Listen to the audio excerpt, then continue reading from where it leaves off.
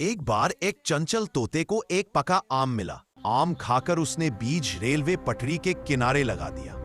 समय बीतता गया और वहां एक सुंदर आम का पेड़ उगाया जो हर साल मीठे आम देता था।